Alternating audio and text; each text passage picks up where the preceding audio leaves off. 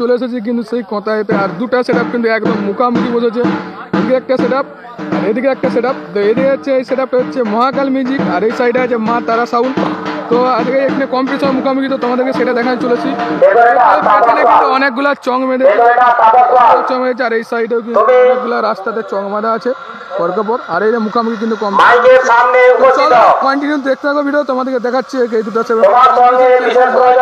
আর ওদিকে মন্দির, চলো ওই সাইডে তোমাদের